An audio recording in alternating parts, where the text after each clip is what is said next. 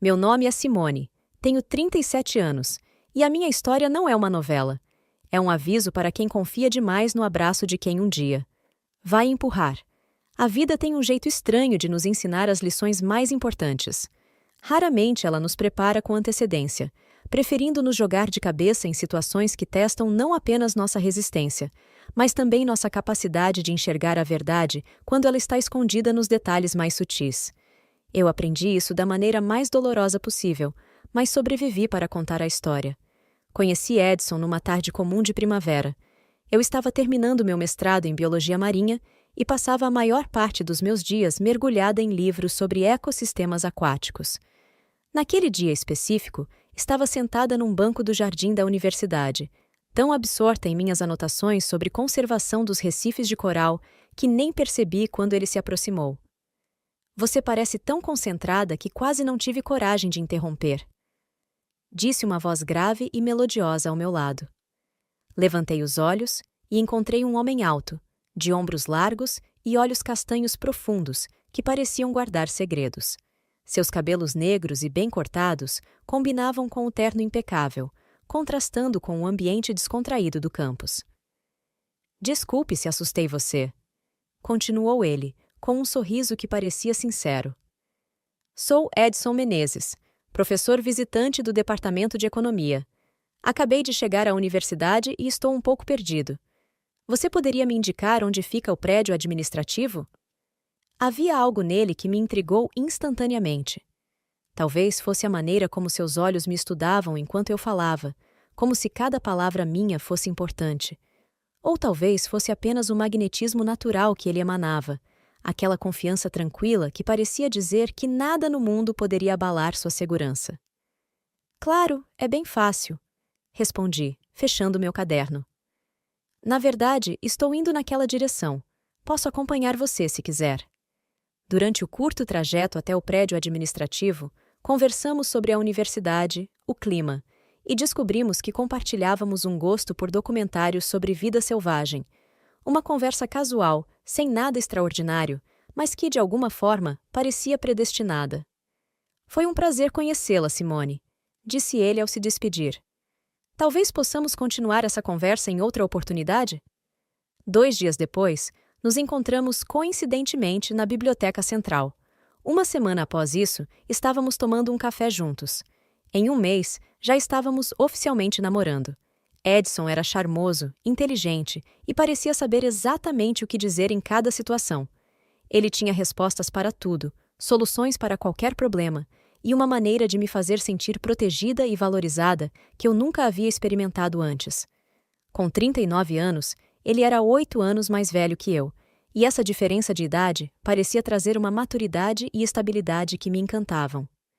Você merece alguém que reconheça seu valor, Simone, dizia ele frequentemente. Alguém que veja o quanto você é especial. E eu acreditava. Como não acreditar? Ele me tratava como se eu fosse a mulher mais importante do mundo. Sempre atencioso, sempre presente, sempre fazendo questão de demonstrar o quanto me admirava. O namoro evoluiu rapidamente. Em 6 meses, ele já falava em casamento. Em 9, estávamos noivos. Em 1 ano e meio, trocamos alianças em uma cerimônia íntima, com apenas alguns amigos próximos e familiares. Foi no dia do meu casamento que conheci Ivonete, a mãe de Edson. Uma mulher de 62 anos, magra, de postura ereta e olhar penetrante. Seus cabelos grisalhos estavam perfeitamente arrumados em um coque elaborado, e suas joias discretas, mas visivelmente caras, demonstravam um gosto refinado. Então você é a moça que roubou o coração do meu filho, disse ela, segurando minhas mãos entre as suas, enquanto me analisava dos pés à cabeça. Suas mãos estavam frias, e seu sorriso não alcançava os olhos. Espero que você saiba a sorte que tem. Edson sempre foi muito exigente com suas escolhas. Havia algo no tom dela, uma certa frieza dissimulada por trás da cordialidade, que me causou um leve desconforto. Mas atribuí isso ao nervosismo natural do momento e à tensão que geralmente existe entre noras e sogras no início da relação. É um prazer finalmente conhecê-la, senhora Ivonete, respondi, tentando soar o mais calorosa possível. Edson fala muito da senhora. Imagino que sim, respondeu ela, soltando minhas mãos. Somos muito próximos. Sempre fomos. Desde que o pai dele nos deixou. Tive que criar meu filho sozinha, sabe? Não foi fácil. Mas fiz dele o homem que é hoje. Havia um orgulho possessivo em sua voz que, na época, interpretei como o amor natural de uma mãe. Não percebi o aviso subliminar em suas palavras. Ele é meu e você é apenas uma intrusa. As primeiras semanas de casamento foram como um sonho. Edson e eu nos mudamos para um apartamento espaçoso em um bairro nobre da cidade. Ele insistiu que eu deixasse meu pequeno apartamento alugado e me mudasse para o imóvel que já possuía, argumentando que era mais espaçoso e melhor localizado. Na época, não questionei. Parecia uma decisão prática e conveniente. Este lugar tem o seu nome escrito em cada canto, disse ele, me carregando no colo para dentro do apartamento após voltarmos da lua de mel. Quero que você se sinta completamente à vontade para decorá-lo como preferir. E assim fiz. Dediquei-me a transformar aquele espaço em nosso lar, escolhendo cada móvel, cada peça de decoração com cuidado. Queria que o ambiente refletisse nossa personalidade como casal, que fosse acolhedor e confortável. No entanto, logo percebi que minhas escolhas estéticas raramente agradavam Ivonete, que passou a nos visitar com uma frequência cada vez maior. Este sofá é tão... jovem, comentou ela certa vez, passando a mão pelo tecido azul marinho que eu havia escolhido com tanto carinho. Não acha que algo mais clássico, talvez em couro marrom, combinaria melhor com o status de vocês? Ou então, essas cortinas deixam o ambiente muito claro, querida. Luz demais envelhece os móveis e desbota os tecidos. Algo mais pesado seria mais apropriado. No início, Edson mediava essas situações com diplomacia. Mãe, Simone tem um gosto excelente. O apartamento nunca esteve tão bonito. Mas, com o tempo, percebi que ele começou a ceder às opiniões da mãe, muitas vezes me sugerindo pequenas mudanças, que, coincidentemente, sempre iam ao encontro das preferências de Ivonete. E se experimentássemos um tom mais neutro nas paredes da sala? Sugeria ele casualmente. Talvez um cinza claro ou um bege suave. Aos poucos, sem que eu percebesse claramente, nosso lar foi se transformando. As cores vibrantes que eu amava foram substituídas por tons neutros e sóbrios. Os quadros coloridos de artistas contemporâneos deram lugar a pinturas clássicas em tons escuros. As plantas naturais que enchiam os ambientes foram trocadas por arranjos artificiais, mais práticos e elegantes, segundo Ivonete. Paralelamente a essa transformação do espaço físico, notei uma mudança gradual na dinâmica do nosso relacionamento. Edson, que antes me incentivava a seguir minha carreira acadêmica, começou a sugerir que eu reduzisse minha carga horária na universidade. Você trabalha demais, meu amor, dizia ele, massageando meus ombros enquanto eu corrigia trabalhos dos meus alunos. Não precisamos do seu salário para viver bem. Eu ganho o suficiente para nos sustentar confortavelmente. Por que não tira um tempo para si mesma? A ideia parecia tentadora. Quem não gostaria de ter mais tempo livre? Mais horas para se dedicar aos próprios interesses, para descansar, para simplesmente ser? Além disso, a maneira como ele colocava a questão, sempre em tom de preocupação genuína com meu bem-estar, fazia com que qualquer resistência da minha parte parecesse teimosia ou ingratidão. Então cedi. Reduzi minhas horas na universidade, passando a lecionar apenas 2 disciplinas por semestre, em vez das 4 habituais. O tempo livre que ganhei foi rapidamente preenchido com tarefas domésticas e compromissos sociais, que Edson considerava importantes para sua carreira. Este jantar com os sócios do escritório é fundamental para mim, Simone, explicava ele, ajustando a gravata diante do espelho. Preciso que você esteja deslumbrante e encantadora, como sempre. Essas conexões são essenciais para meu futuro profissional, e assim, gradualmente, fui me afastando do meu próprio caminho para trilhar o dele. Meus amigos da academia, que antes frequentavam nossa casa para animadas discussões sobre pesquisas e projetos, foram sendo sutilmente afastados. Aquele seu colega, o Carlos. Não acha que ele bebe demais? Comentou Edson após um jantar. E a Mariana está sempre falando sobre política. É tão cansativo, não é? Poderíamos encontrar companhias mais agradáveis. Um a um, meus amigos foram sendo substituídos pelos dele. Outros advogados, empresários, pessoas que Edson considerava importantes e influentes. Nossas conversas à mesa de jantar, que antes abordavam temas variados, desde ciência até literatura, passaram a girar exclusivamente em torno de negócios, mercado financeiro e política, sempre da perspectiva que interessava a Edson e seu círculo social. Minha família também foi gradualmente afastada. Meus pais haviam falecido anos antes. Meu pai de um ataque cardíaco quando eu tinha 22 anos. Minha mãe de câncer 3 anos depois. Mas ainda mantinha contato próximo com meu irmão mais velho, Felipe, que morava em outra cidade, e com minha tia Clarice, irmã da minha mãe, que sempre foi como uma segunda mãe para mim. Felipe raramente nos visitava, pois Edson sempre encontrava algum problema com as datas sugeridas. Justo nesse fim de semana, temos o evento beneficente da empresa, dizia ele. Ou então, estarei viajando a trabalho, e você sabe como não gosto que você receba visitas quando estou fora. As ligações para minha tia Clarice também se tornaram menos frequentes, sempre interrompidas por alguma necessidade urgente de Edson ou por comentários sutis sobre o tempo que eu desperdiçava ao telefone. Foi assim, tão lentamente que mal percebi, que me vi isolada. Não completamente, é claro, ainda tinha contatos, ainda saía de casa, ainda interagia com pessoas, mas todas essas interações passaram a ser mediadas e controladas por Edson. Ele determinava quem entrava em nossa casa, com quem eu mantinha amizades, até mesmo quais assuntos eram apropriados para nossas conversas. E o mais assustador, eu não percebia o controle. Ou melhor, percebia, mas havia me convencido de que aquilo era normal, que era apenas Edson cuidando de mim, protegendo-me, garantindo que tivéssemos a melhor vida possível. O isolamento emocional veio acompanhado de uma dependência financeira crescente. Quando reduzir minhas horas na universidade não foi suficiente, Edson sugeriu que eu tirasse uma licença prolongada. Você parece tão cansada ultimamente, observou ele certa noite, enquanto eu preparava material para uma aula. Por que não tira um ano sabático? Poderia se dedicar a escrever aquele livro que sempre quis, ou simplesmente descansar. Você merece. Novamente, a sugestão veio embalada em preocupação e carinho, impossível de recusar sem parecer ingrata. Aceitei a ideia, pensando que realmente poderia aproveitar o tempo para finalizar um projeto de pesquisa que vinha adiando. Com a redução drástica da minha renda, passei a depender quase que exclusivamente do dinheiro de Edson. Ele insistiu que juntássemos nossas contas bancárias. Somos um só agora, não precisamos de separações financeiras. E assim, perdeu-se a última fronteira da minha independência. Os primeiros indícios de que algo estava profundamente errado em nosso casamento surgiram de maneira sutil, quase imperceptível. Pequenos detalhes que, vistos isoladamente, poderiam ser explicados, mas que juntos formavam um padrão perturbador. Certa noite, acordei sobressaltada com o som de vozes vindas da sala.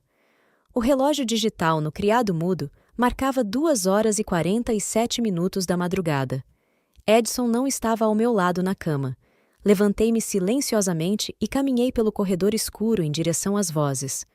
A porta da sala estava entreaberta, permitindo que uma fresta de luz escapasse para o corredor. Aproximei-me com cuidado, evitando fazer qualquer ruído. Foi então que ouvi a voz de Ivonete, clara e cortante. Ela está demorando demais para engravidar. Já se passou 1 ano desde o casamento. Começo a suspeitar que esteja tomando anticoncepcionais escondida. Não seja absurda, mãe, respondeu Edson, em um tom que misturava irritação e cansaço. Simone quer ter filhos tanto quanto nós. Apenas não aconteceu ainda. Espero que esteja certo. Um herdeiro é fundamental para garantir a continuidade do nosso patrimônio. Sem filhos, essa união não faz sentido para nós. Para nós? Aquela frase me atingiu como um golpe físico. Que tipo de pessoa fala sobre a gravidez de outra como se fosse uma transação comercial? Como se o único propósito de um neto fosse garantir algum tipo de patrimônio. Voltei para o quarto com o coração acelerado. Deitei-me e fingi dormir quando Edson retornou cerca de meia hora depois. Não mencionei o episódio na manhã seguinte, mas comecei a prestar mais atenção aos detalhes. Notei como Edson sempre verificava meu celular quando pensava que eu não estava olhando. Como ele fazia perguntas detalhadas sobre minha rotina diária. Como Ivonete aparecia de surpresa nos horários em que eu normalmente estaria sozinha em casa. Então, numa tarde de terça-feira, aconteceu algo que abriu meus olhos definitivamente. Edson havia viajado a trabalho e voltaria apenas no dia seguinte. Decidi aproveitar a oportunidade para encontrar uma antiga colega da universidade, Patrícia, com quem não conversava pessoalmente havia meses. Nosso encontro foi maravilhoso. Conversamos durante horas sobre pesquisa, livros, filmes, todas as coisas que eu sentia falta de discutir livremente. Quando retornei para casa, por volta das 9 horas da noite, encontrei as luzes acesas e a porta destrancada. Entrei cautelosamente, pensando que talvez Edson tivesse voltado mais cedo da viagem. A sala estava vazia, mas podia ouvir movimentos vindos do escritório. Caminhei silenciosamente até lá e encontrei Ivonete sentada à mesa de Edson, remexendo em pastas e documentos. Senhora Ivonete? Chamei, assustada com sua presença inesperada. O que a senhora está fazendo aqui? Ela levantou os olhos, sem demonstrar qualquer constrangimento por ter sido flagrada vasculhando nossos pertences. Ah, Simone, você voltou. Edson me pediu para pegar alguns documentos que ele precisava urgentemente. Ele me deu a chave. A explicação parecia plausível, mas algo no comportamento dela, a calma excessiva, a falta de surpresa ao me ver, despertou minhas suspeitas. Entendo. Que documentos seriam esses? Talvez eu possa ajudar a encontrá-los. Não é necessário, respondeu ela rapidamente, fechando a gaveta que examinava. Já encontrei o que precisava. Na verdade, já estava de saída. Ela pegou sua bolsa e caminhou em direção à porta, mas não antes de eu notar uma pasta verde que ela colocou discretamente dentro da bolsa. Uma pasta que eu reconheci como contendo meus documentos pessoais. Certidões, diplomas, até mesmo meu testamento. Naquela noite, não consegui dormir. Quando Edson ligou para dar boa noite, fiz o possível para soar normal, mencionando casualmente que havia passado o dia todo em casa, lendo. Ele não comentou sobre ter enviado a mãe ao nosso apartamento, e eu não perguntei. Assim que desliguei o telefone, comecei a vasculhar o escritório, procurando entender o que Ivonete realmente queria com meus documentos. Foi então que encontrei, escondida no fundo de uma gaveta trancada, cuja fechadura forcei com um grampo, uma pasta contendo informações detalhadas sobre meu patrimônio. O que Edson e Ivonete não sabiam, ou pensavam não saber, é que eu não era exatamente pobre.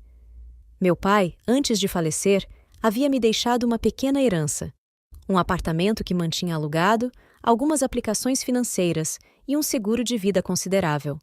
Não era uma fortuna, mas representava segurança financeira e independência. Sempre fui discreta sobre esses recursos. Não por desconfiança, mas por acreditar que dinheiro não deveria ser o centro de um relacionamento. Edson sabia vagamente da existência da herança, mas nunca havíamos discutido valores específicos. No entanto, a pasta que encontrei continha extratos bancários detalhados das minhas contas pessoais, cópias de escrituras, até mesmo uma avaliação recente do apartamento que herdei.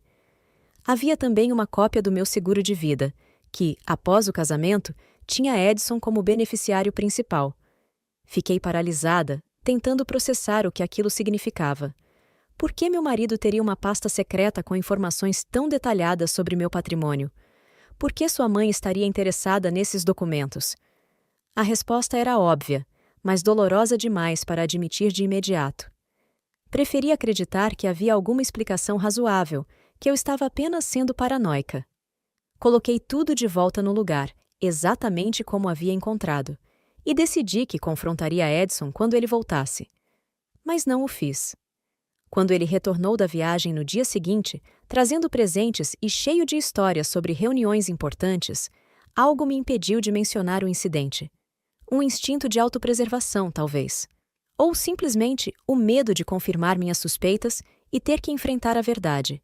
Que eu havia me casado com um homem que via em mim não uma parceira, mas um investimento. Em vez disso, decidi observar.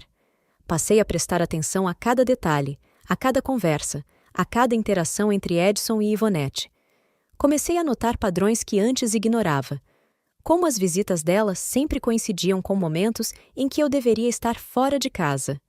Como certos assuntos eram interrompidos abruptamente quando eu entrava na sala. Como ambos trocavam olhares significativos quando pensavam que eu não estava olhando. Um mês após o incidente com Ivonete, descobri algo ainda mais perturbador. Estava organizando o armário do quarto de hóspedes, uma tarefa que Edison sempre dizia que faria, mas nunca encontrava tempo, quando encontrei, escondida entre caixas de sapatos antigos, uma agenda de couro preto. Não reconheci o objeto como sendo de Edison ou meu, então a abri, movida pela curiosidade. Era uma agenda de compromissos, com datas, horários e iniciais. A princípio, pensei que fosse relacionada ao trabalho de Edison, mas logo percebi que os compromissos marcados coincidiam com as viagens de negócios dele, e sempre havia a mesma inicial. K.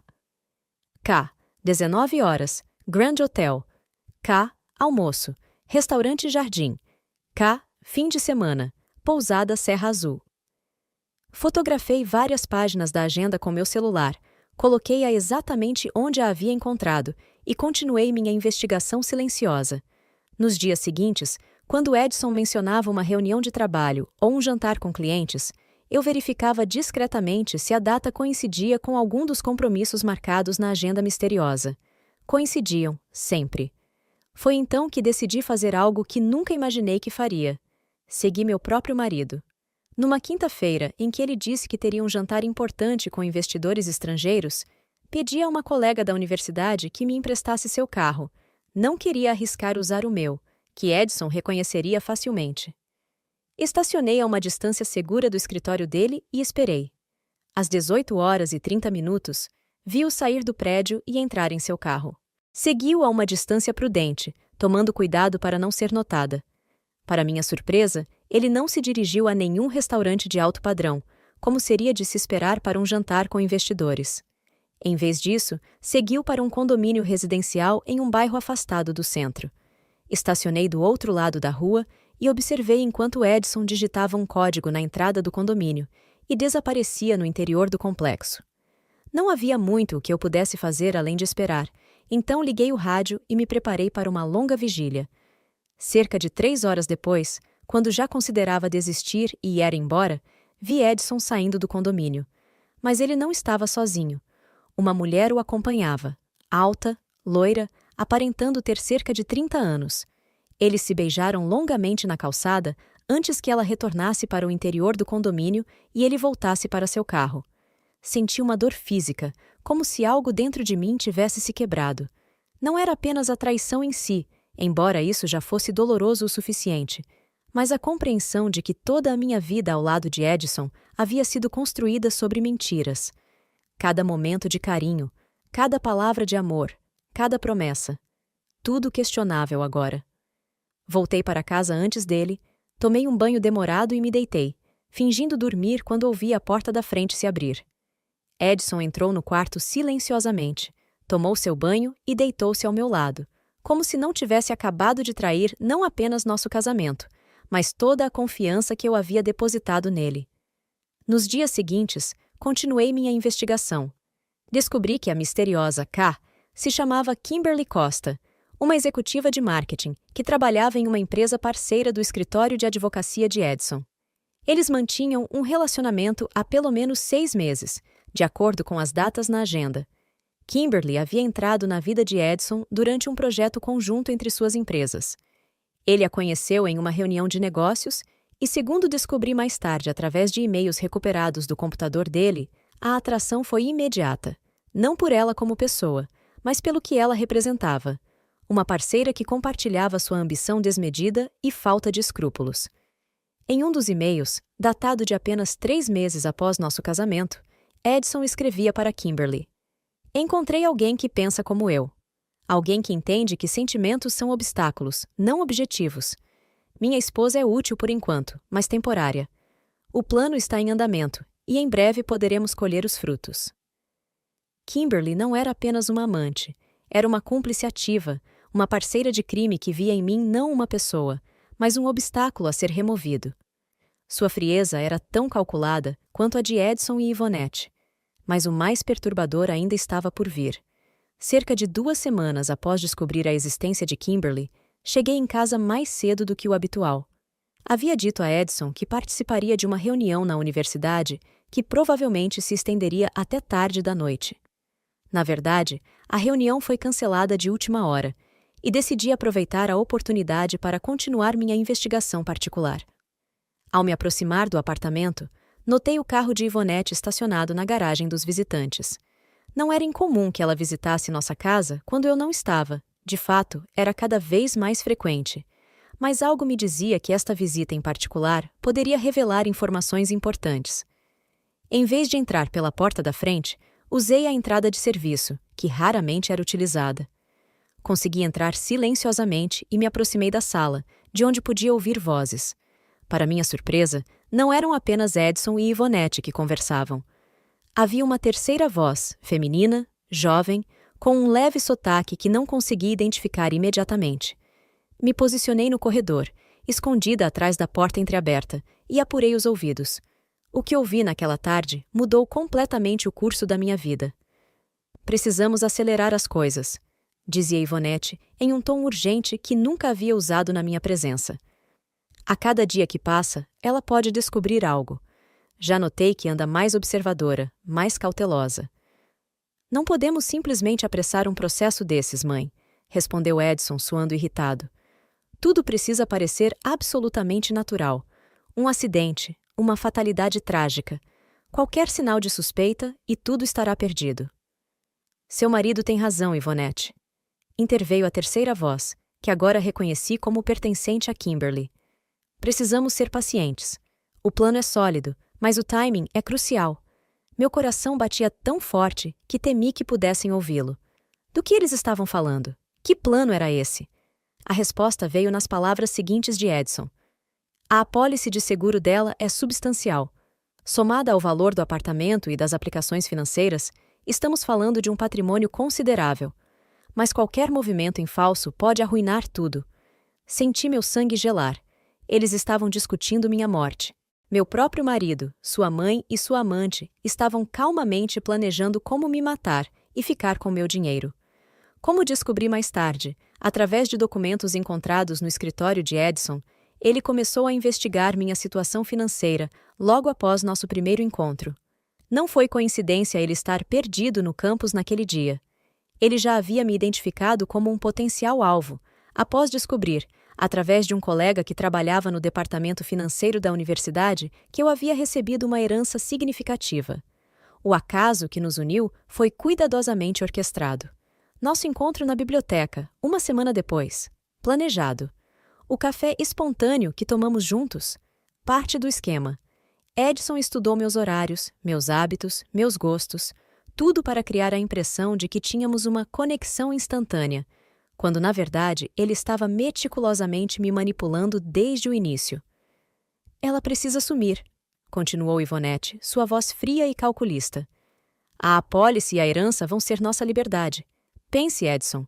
Com esse dinheiro, você e Kimberly podem começar uma nova vida longe daqui. Eu administrarei os investimentos como sempre fiz.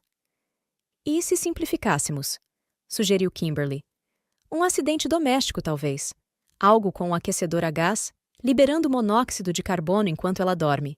Seria rápido, indolor e praticamente impossível de detectar como homicídio. Não, respondeu Edson firmemente. Já discutimos isso. Precisamos de algo que não levante suspeitas. Ela não tem histórico de depressão ou problemas mentais, então suicídio está fora de questão. Um acidente de carro seria o ideal, mas precisamos garantir que seja fatal. Não podemos correr o risco de ela sobreviver e, eventualmente, descobrir a verdade. O médico que conheço pode ajudar, comentou Ivonete. Ele sugeriu uma combinação de substâncias que, quando misturadas ao vinho que ela costuma beber antes de dormir, causariam uma parada cardíaca. Parecem indetectáveis em exames toxicológicos de rotina. Isso exigiria acesso constante à casa, observou Kimberly. E se ela notasse algo estranho no sabor? Simone confia cegamente em Edson, respondeu Ivonete com um leve tom de desprezo na voz. Ela beberia veneno da mão dele se ele sorrisse enquanto oferecesse. Eles riram. Os três riram da minha suposta ingenuidade, da minha confiança, da facilidade com que acreditavam poder me manipular. Aquela risada coletiva, mais do que as palavras que trocavam, foi o que finalmente destruiu qualquer resquício de dúvida ou esperança que eu ainda pudesse ter. Naquele momento, algo dentro de mim morreu. A Simone ingênua, confiante e apaixonada deixou de existir. Em seu lugar, nasceu uma mulher determinada a sobreviver, a desmascarar aquele trio perverso e a garantir que pagassem pelo que planejavam fazer. Afastei-me silenciosamente, saí pela mesma porta de serviço por onde havia entrado e caminhei até um parque próximo. Sentei-me em um banco e deixei que as lágrimas finalmente viessem. Não lágrimas de tristeza ou desespero, mas de raiva. Uma raiva fria, calculada, que me dava clareza de pensamento em vez de nublá-lo. Precisava de um plano. Não podia simplesmente confrontá-los. Seria perigoso demais. Não podia fugir. Eles viriam atrás de mim, nem que fosse apenas pelo dinheiro. Precisava de provas concretas do que planejavam, provas que pudessem incriminá-los legalmente. E, acima de tudo, precisava garantir minha própria segurança enquanto reunia essas provas.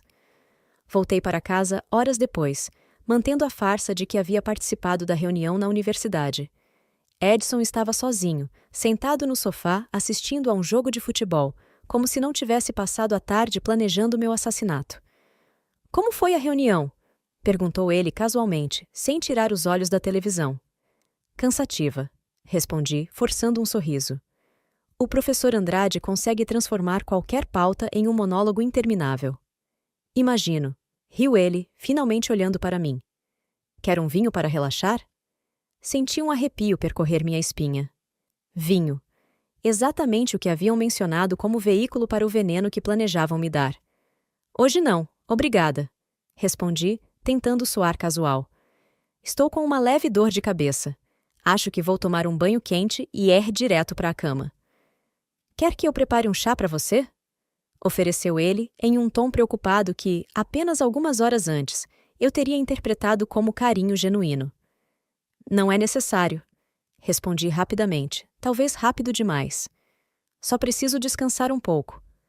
Naquela noite, enquanto fingia dormir ao lado do homem que planejava me matar, comecei a elaborar minha estratégia.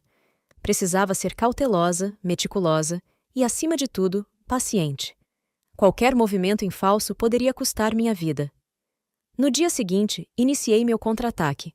Primeiro, precisava de evidências concretas das intenções deles. Comprei discretamente algumas câmeras pequenas e microfones, o tipo utilizado para monitoramento de babás, e os instalei estrategicamente pela casa.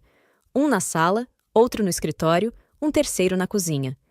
Posicionei-os em locais improváveis de serem notados, dentro de objetos decorativos, atrás de livros na estante, sob móveis. Também comecei a gravar todas as nossas conversas usando o aplicativo de gravação do meu celular. Era ilegal em nosso estado gravar alguém sem consentimento, mas eu estava lidando com pessoas que planejavam me assassinar. A legalidade das minhas ações era a menor das minhas preocupações naquele momento. Paralelamente, iniciei uma mudança sutil no meu comportamento. Comecei a elogiar Ivonete com mais frequência, a demonstrar admiração por suas opiniões e escolhas. Passei a pedir conselhos a ela sobre assuntos domésticos, a convidá-la para almoços e jantares. "Sua mãe tem um gosto impecável para decoração", comentei com Edson certa noite. "Estive pensando em pedir ajuda dela para renovar o quarto de hóspedes. O que acha?" Ele pareceu surpreso com minha súbita mudança de atitude em relação à sua mãe, mas obviamente satisfeito. "Tenho certeza de que ela ficaria encantada em ajudar", respondeu sorrindo. Com Edson, intensifiquei as demonstrações de afeto e confiança.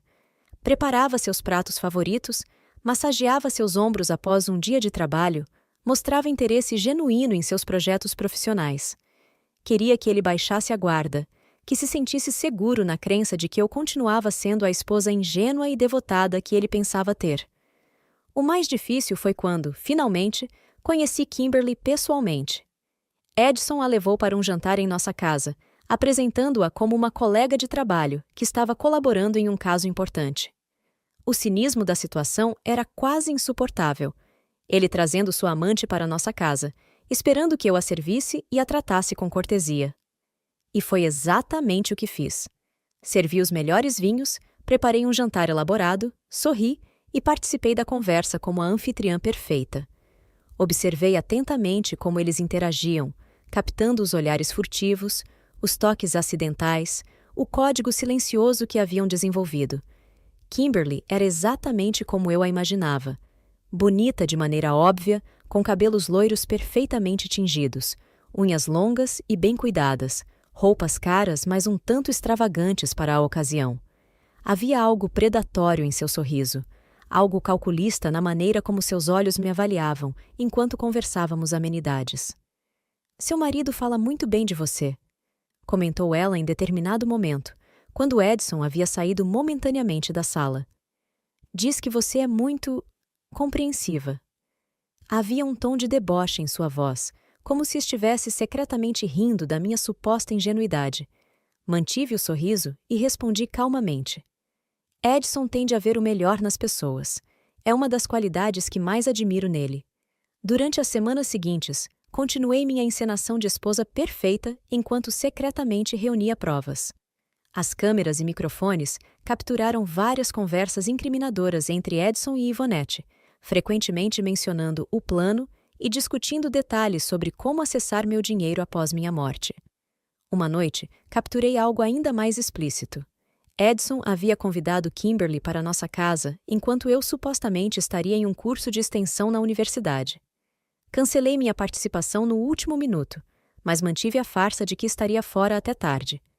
Em vez disso, ativei remotamente as câmeras escondidas e assisti, do meu celular, enquanto os três se reuniam na sala de estar. Já providenciei a substância, disse Ivonete, entregando a Edson um pequeno frasco de vidro escuro. 3 gotas no vinho dela serão suficientes. Age lentamente durante a noite.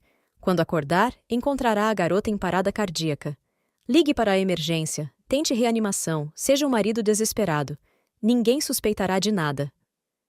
Tem certeza de que é indetectável? Perguntou Edson, examinando o frasco com cautela. Absoluta. O Dr. Mendes garantiu. Simula perfeitamente um ataque cardíaco natural. Considerando o histórico familiar dela, o pai morreu do coração, lembra-se? Será ainda mais convincente. Quando faremos isso? Perguntou Kimberly, visivelmente ansiosa. Este fim de semana, respondeu Edson. Convidarei minha mãe para jantar, servirei o vinho favorito de Simone e deixarei que a natureza siga seu curso. No domingo de manhã, seremos livres. E ricos. Os 3 brindaram, rindo e discutindo como gastariam o dinheiro da minha herança e do meu seguro de vida. Gravei tudo, salvei em múltiplos dispositivos e enviei cópias para um e-mail secreto que havia criado especificamente para este fim. Era a prova definitiva que eu precisava. Mas ainda não era suficiente apenas ter provas. Eu precisava garantir que eles fossem punidos, que enfrentassem as consequências legais de suas ações. E, mais importante, precisava garantir minha própria segurança.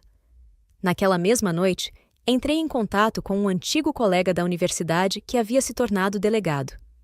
Marcos e eu havíamos trabalhado juntos em um projeto de pesquisa anos antes e mantínhamos um relacionamento cordial, embora distante.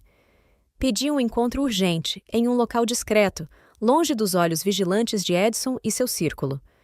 Nos encontramos na manhã seguinte, em um parque afastado do centro da cidade.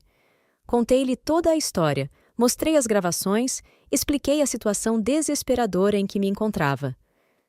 Isso é extremamente sério, Simone, disse ele, após examinar as evidências. Temos provas suficientes para iniciar uma investigação formal, mas precisamos ser cautelosos. Se eles suspeitarem que você sabe de algo, sua vida estará em risco imediato. O que você sugere? Perguntei, sentindo um misto de alívio por finalmente compartilhar meu fardo e ansiedade pelo que estava por vir. Vamos montar uma operação, explicou ele. Este fim de semana, quando eles planejam colocar o plano em prática, teremos agentes posicionados estrategicamente. Deixaremos que iniciem a ação, o suficiente para caracterizar a tentativa de homicídio, mas interviremos antes que você corra qualquer risco real. E se algo der errado? Perguntei, o medo evidente em minha voz. Não dará, garantiu ele, segurando minhas mãos entre as suas. Prometo que não deixarei nada acontecer com você. Concordamos com todos os detalhes da operação. Eu seguiria normalmente com minha rotina, fingindo total ignorância dos planos contra mim. No sábado à noite, quando Edson e Ivonete tentassem envenenar meu vinho, os policiais estariam monitorando tudo e interviriam no momento exato. Os dias que se seguiram foram os mais longos e tensos da minha vida. Cada sorriso que eu forçava, cada beijo que trocava com Edson, cada conversa amigável com Ivonete, tudo parecia uma traição à minha própria dignidade. Mas era necessário. Era uma questão de sobrevivência. Finalmente, chegou o sábado. Edson, como previsto, convidou Ivonete para jantar. Sugeri que preparássemos algo especial, mencionando casualmente que poderíamos abrir aquela garrafa de vinho tinto que havíamos guardado para uma ocasião especial. Excelente ideia, concordou ele, com um entusiasmo que agora me parecia sinistro. Minha mãe adora um bom vinho tinto. Passei o dia cozinhando, arrumando a mesa, agindo como a anfitriã perfeita. Cada movimento era calculado, cada palavra cuidadosamente escolhida. Enquanto isso, segundo o plano combinado com Marcos, uma equipe de policiais se posicionava discretamente ao redor do prédio, prontos para intervir. Ivonete chegou às 19 horas em ponto, trazendo consigo uma sobremesa elaborada que, segundo ela, havia preparado especialmente para a ocasião. O jantar transcorreu normalmente, com conversas amenas sobre política, o tempo, as últimas notícias. Observei atentamente como Edson e Ivonete trocavam olhares ocasionais, como pareciam tensos apesar dos sorrisos forçados. Após o jantar, passamos para a sala de estar. Edson se ofereceu para servir o vinho. "Deixe que eu preparo", disse ele, dirigindo-se ao bar. "Você já trabalhou demais hoje, querida." Observei pelo canto do olho enquanto ele abria a garrafa e servia 3 taças. Quando pensou que eu não estava olhando, vi-o retirar discretamente o pequeno frasco do bolso do paletó e adicionar algumas gotas ao vinho destinado a mim. Meu coração disparou, mas mantive a compostura. Este era o momento que havíamos esperado, a prova definitiva, flagrante, da tentativa de homicídio. Edson voltou à sala, entregando uma taça a cada uma de nós. Levantou sua própria taça em um brinde. À família, ao futuro e às surpresas que a vida nos reserva. Ivonete sorriu, um sorriso frio que não alcançava seus olhos. Ergui minha taça, fingindo não notar o leve tremor nas mãos de Edson. Aproximei o vinho dos lábios, fingindo tomar um pequeno gole. Foi nesse exato momento que a porta se abriu com um estrondo. Marcos entrou, acompanhado por 4 policiais armados. "Polícia! Ninguém se mova!" gritou ele, enquanto os agentes rapidamente dominavam Edson e Ivonete. O choque nos rostos deles era indescritível. Edson deixou cair sua taça, o vinho tinto espalhando-se pelo carpete claro como uma mancha de sangue. Ivonete começou a gritar, acusando os policiais de invasão de propriedade, ameaçando processos, exigindo a presença de um advogado. "O que significa isso?" perguntou Edson, tentando manter a compostura enquanto um dos policiais o algemava. "Deve haver algum engano, oficial. Somos cidadãos respeitáveis." Foi então que me levantei, coloquei minha taça intacta sobre a mesa e disse calmamente: "Não há engano algum, Edson. Sei de tudo. Sobre o plano para me matar, sobre Kimberly, sobre como vocês 3 planejavam ficar com meu dinheiro." O rosto dele perdeu toda a cor. Ao meu lado, Marcos explicava formalmente as acusações. "Edson Menezes e Ivonete Menezes, vocês estão sendo presos por conspiração para homicídio qualificado, tentativa de envenenamento e formação de quadrilha. Têm o direito de permanecer em silêncio. Tudo o que disserem poderá e será usado contra vocês no tribunal." Enquanto os policiais os levavam para fora, Edson virou-se para mim uma última vez, seus olhos cheios de uma raiva que finalmente não tentava mais esconder. "Você não vai conseguir provar nada. Será a sua palavra contra a nossa." Sorri serenamente, sentindo uma calma que não experimentava há meses. "Na verdade, tenho tudo gravado. Cada conversa, cada plano, cada detalhe. Inclusive este momento em que você colocou veneno no meu vinho. Está tudo documentado." O desespero que tomou conta de seu rosto naquele instante foi minha primeira sensação genuína de vitória. Horas mais tarde, após prestar depoimento formal na delegacia, fui informada de que Kimberly também havia sido detida em seu apartamento. Os 3 enfrentariam acusações graves, com penas que poderiam chegar a 20 anos de prisão. Passei aquela noite em um hotel, incapaz de retornar ao apartamento que havia compartilhado com Edson. Na manhã seguinte, acompanhada por Marcos e 2 policiais, voltei para buscar alguns pertences pessoais. O lugar que um dia chamei de lar agora parecia um cenário de pesadelo, cada cômodo contaminado por memórias de traição e maldade. Nas semanas que se seguiram, emergi lentamente do trauma. Aluguei um pequeno apartamento temporário, retomei contato com amigos dos quais havia me afastado. Voltei a lecionar em tempo integral na universidade. Cada passo era difícil, cada dia uma batalha contra a desconfiança e o medo que Edson havia plantado em mim. O julgamento foi um processo doloroso, mas necessário. Sentei-me no tribunal e ouvi, mais uma vez, as gravações que havia feito, as vozes frias e calculistas discutindo minha morte como se fosse uma transação comercial. Vi os rostos de Edson, Ivonete e Kimberly, enquanto as evidências contra eles se acumulavam. Nenhum deles demonstrou arrependimento. Apenas raiva por terem sido pegos, frustração por seus planos terem falhado. A questão da legalidade das minhas gravações foi intensamente debatida durante o processo.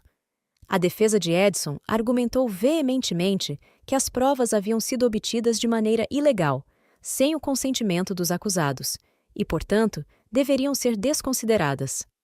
Foi nesse momento que meu advogado, Dr. Ricardo Mendonça, apresentou um argumento que mudou o rumo do julgamento: a doutrina da legítima defesa aplicada à obtenção de provas. Vossa Excelência, argumentou ele, dirigindo-se ao juiz, minha cliente encontrava-se em uma situação extrema, onde sua vida estava diretamente ameaçada. A jurisprudência já estabeleceu que, em casos onde há risco iminente à vida, certas ações que normalmente seriam consideradas ilegais podem ser justificadas pela necessidade de autopreservação. O juiz, Dr. Paulo Sérgio Almeida, um homem de 65 anos conhecido por seu rigor e imparcialidade, considerou cuidadosamente o argumento.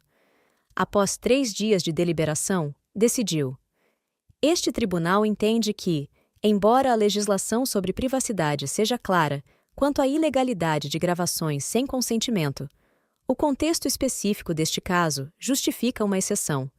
A senhora Simone Alvares não estava simplesmente invadindo a privacidade dos acusados por curiosidade ou malícia.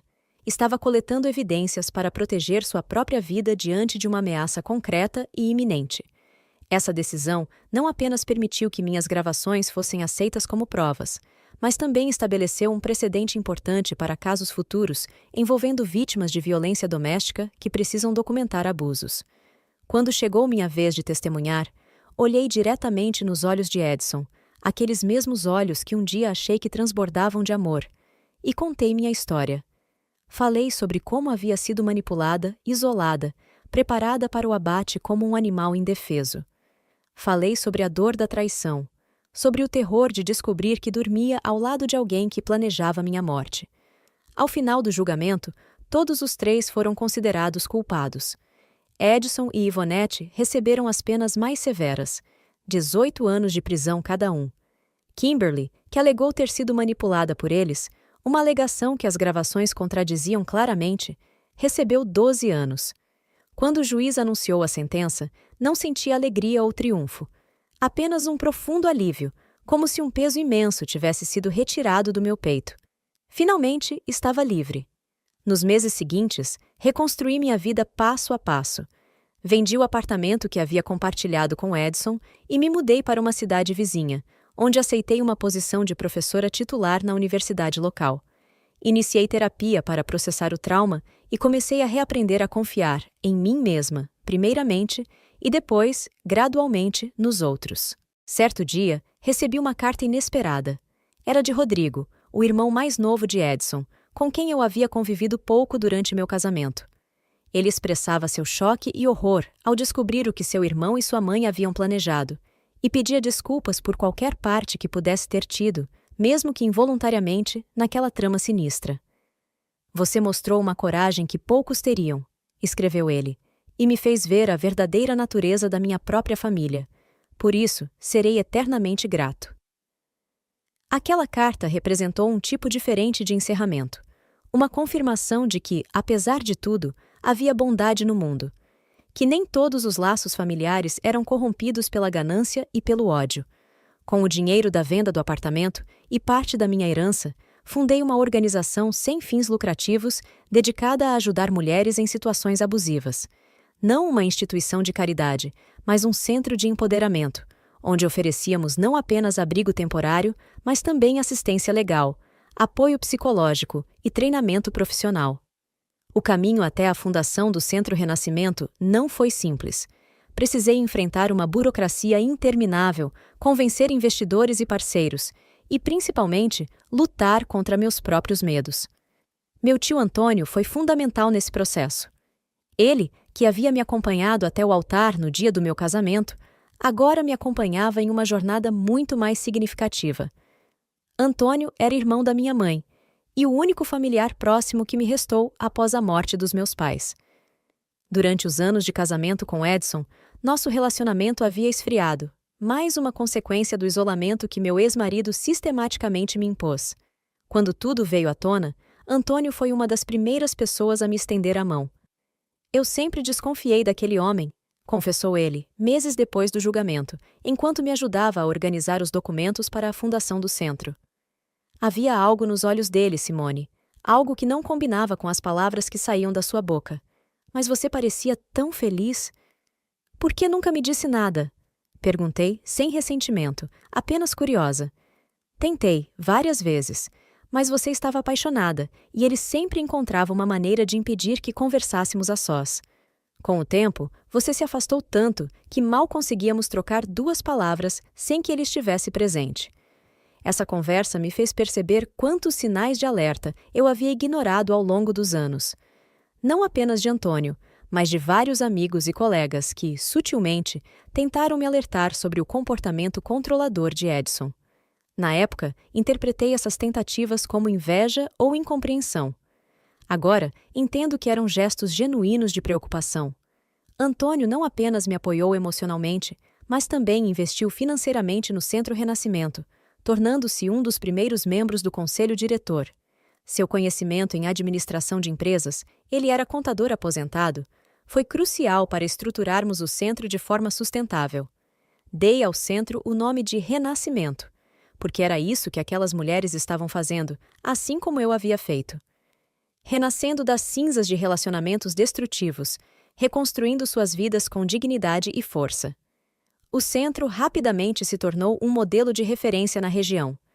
Além do abrigo temporário, oferecíamos consultorias jurídicas gratuitas, terapia individual e em grupo, cursos profissionalizantes e, o mais importante, uma rede de apoio formada por mulheres que haviam passado por situações semelhantes.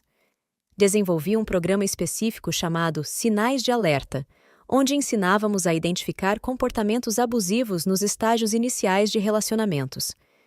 Era impressionante ver como muitos dos padrões se repetiam: o isolamento gradual, o controle financeiro, a desvalorização sutil, a manipulação emocional.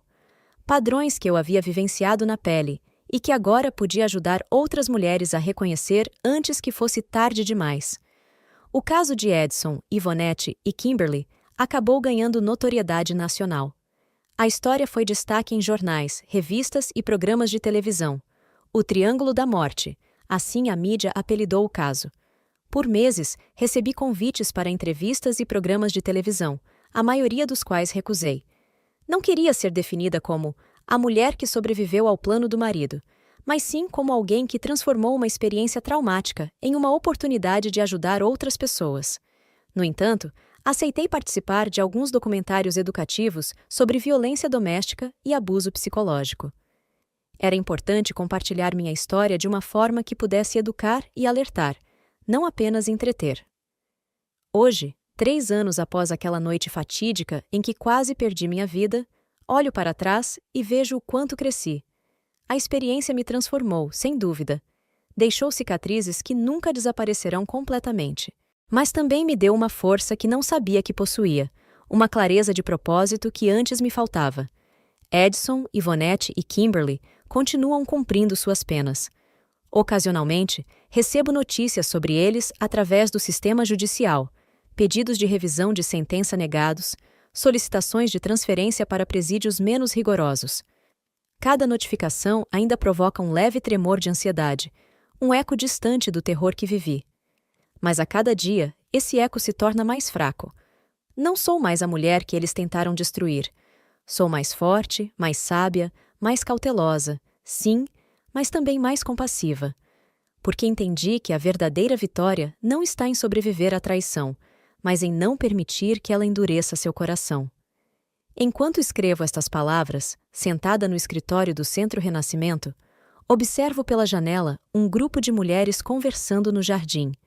Mulheres que, como eu, encontraram a coragem de deixar para trás situações tóxicas e perigosas. Mulheres que estão aprendendo, dia após dia, que merecem mais do que sobreviver, merecem florescer. E é isso que estou fazendo agora. Florescendo. Não apesar do que vivi, mas por causa disso. Transformando uma experiência terrível em algo que pode ajudar outras pessoas. Usando minha história não como um fardo, mas como uma ferramenta de transformação. Porque no final das contas, a melhor vingança contra aqueles que tentaram me destruir não foi vê-los atrás das grades, embora a justiça tenha sido necessária e bem-vinda. A melhor vingança foi reconstruir minha vida de uma forma que eles nunca poderiam imaginar. Mais rica em significado, mais plena de propósito, mais conectada com outras pessoas que precisam de ajuda. Eles planejavam minha morte, mas, ironicamente, me deram uma nova vida. Uma vida em que não sou definida pelo que quase me aconteceu, mas pelo que escolhi fazer depois. Enquanto eu dormia, meu marido, a mãe dele e a amante planejavam me matar. Eu ouvi ele dizer: "Ela precisa sumir. A apólice e a herança vão ser nossa liberdade." Mas eu já sabia de tudo. Fingi, escutei, agi, e quando ele tentou, a porta se abriu. E o que aconteceu depois? Destruiu os três. Mas, mais importante, me reconstruiu. Gostou do vídeo? Deixe seu like, se inscreva, ative o sininho e compartilhe. Obrigada por fazer parte da nossa comunidade. Até o próximo vídeo!